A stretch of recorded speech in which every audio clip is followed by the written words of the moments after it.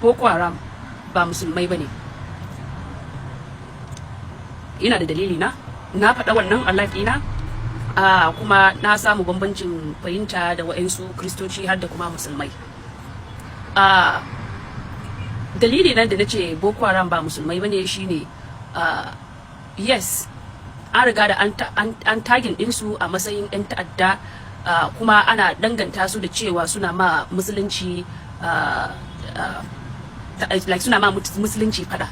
But gaskiyar magana shine a nawa belief din shine ba addinin da basu da 'yan ta'adda, ba kabilan da basu da 'yan ta'adda.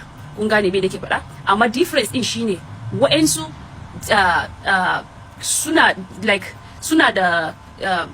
baranta kansu da duk wani dan ta'adda, ko ta kabila ne ko ta addini. Zaka gani muddin idan wa'annan ta'addan sun fara ta'addanci sai ka gan suka sa musu sunan ta'addancin su.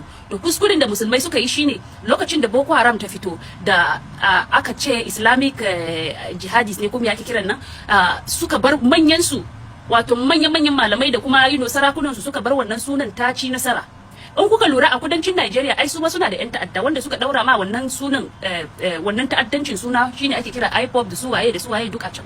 Da wuya ka ji wani ya fito ya ce Ibo ne, a'a sai dai kuka ji a ce ba a siya akan IPOB. Ko kai dan Arewa yau idan zaka yi magana akan su baka ce Ibobi ne, a'a sai dai kuka ce IPOB, 'yan IPOB masu ta'addanci a can, masu kaza a can. You understand? Because sun riga da sun sa musu suna kuma sun sticking da wannan sunan. So I think mistake da musulmai suke yi shine idan aka samu 'yan ta'adda daga cikinsu da suka fito, instead of su sa sunan su tsaya akan sunan manyan mutane, sai in ma wani jaridu za su dauke wannan sunan su yi amfani da shi, in aka yi wani suna daban a gyara, su fito su gyara ba za su yi ba sai su kama baki su yi shiru. So wannan ya taimaka ta wurin bata sunan musulmai. Kun gane me nake faɗa da kyau ko? Because idan da gaske ne musulmai ne, ai ba za su je yau suna jin masallaci suna kashe musulmai ba. Ko da a ce za su kashe musulmai ba za su je masallaci su bombin masallacin ya sauka ba. Kun gane me nake faɗa? So idan da gaske musulmai ne, kaga ba za su diga yi waina abubuwan ba. So a nawa fahimta kenan. Kuma kowa yana da right nashi a fahimtansa, ni nawa fahimtan kenan. Kuma I feel like I'm entitled to it. Kun gane me nake faɗa? You understand what I'm saying? So yes, su an dauke wa'ansu musulmai wanda su extremists ne, you understand, a addinin musulunci, sai aka yi amfani da wannan mutanen sai aka miyar da su suka zama 'yan ta'adda. Sai suka shi yasa zaka gani kan ana musu kallon kamar wa'innan musulmai ne kaza at the end of the day.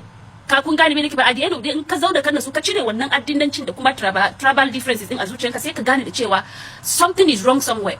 Kuma duk wa'inda suka ja wannan sunan ya lalace haka, manyan musulmai, like manyan kaman malaman musulmai da kuma sarakunan su, tun da farko lokacin da wannan abu ya faru da sun fito sun baranta kansu, sun baranta kansu da wannan sunan, suka ce wa'annan fa ba musulmai bane, wa'annan a nemi sunan da za a sa musu, su saya da karfi su sa wannan sunan.